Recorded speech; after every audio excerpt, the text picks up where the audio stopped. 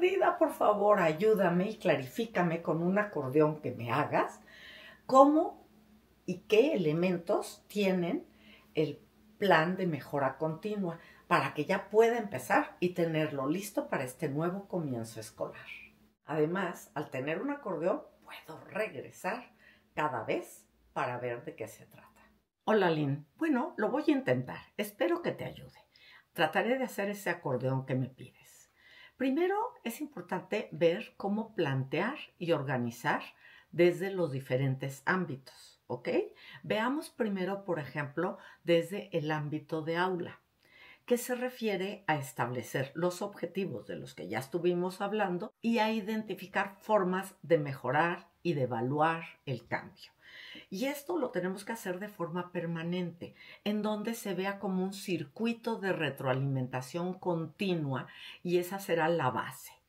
Como ya te dije en el video anterior, te platiqué un poquito de cómo es la metodología SMART, porque es muy útil para establecer objetivos. Ahora bien, ¿qué factores intervienen en el ámbito de aula?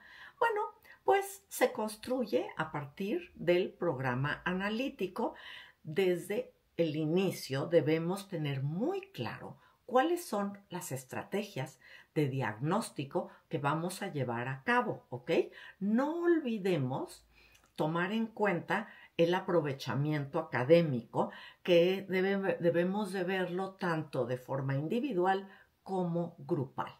Dentro de este ámbito también se toma en cuenta, por ejemplo, la asistencia de alumnos y alumnas a clases.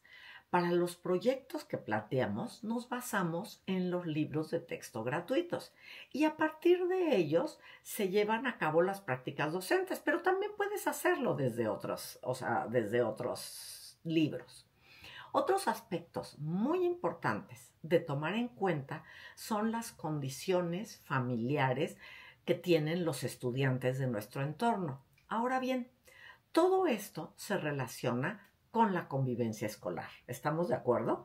Es decir, estamos entrando también al ámbito escolar. ¿Qué aspectos pertenecen al ámbito escolar? Bueno, pues por un lado es la carga administrativa de los documentos que debemos de entregar al director, al supervisor, subir a las plataformas, etc. También, por ejemplo, tiene que ver con la asistencia, las estrategias de diagnóstico que utilicemos, el aprovechamiento y la convivencia escolar. Todo esto también es parte como del ámbito de aula y el ámbito escolar, ¿ok? De alguna manera se entremezclan. Reflexionemos cómo es el funcionamiento en nuestra escuela del Consejo Técnico Escolar. ¿Qué podemos mejorar, por ejemplo? ¿Para qué nos sirve a todos como lo tenemos organizado? También debemos de analizar cómo tenemos resuelta la infraestructura en nuestro entorno escolar. ¿Qué necesitamos? ¿Cómo le damos atención e integramos a niños, niñas y adolescentes con discapacidad?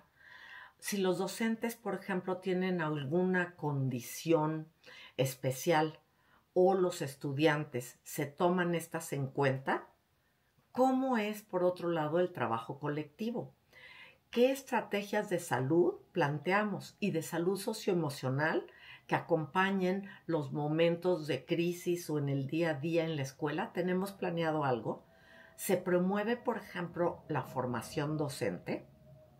¿Se toman en cuenta a las familias de las poblaciones originarias de nuestro entorno? ¿Cómo es el uso de las tecnologías en la escuela? ¿Se cuenta, por ejemplo, con internet para los docentes? ¿Este internet puede utilizarse en las aulas para mostrar algo a los niños, niñas y adolescentes?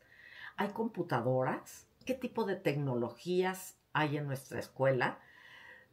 Muy bien. Luego veamos el ámbito comunitario. En este ámbito se analizan, por ejemplo, cómo son los servicios educativos de la comunidad, cuáles son los saberes comunitarios y cómo estos los podemos incorporar a nuestra escuela o qué otros aspectos relevantes culturales hay para integrarlos. ¿Qué incorporamos o qué no incorporamos? Pero saber por qué. ¿Se respetan y fomentan los derechos humanos dentro de nuestra comunidad hacia el entorno? ¿Qué tipo de actividades recreativas ofrece la comunidad? ¿Cómo son las condiciones geográficas de la comunidad?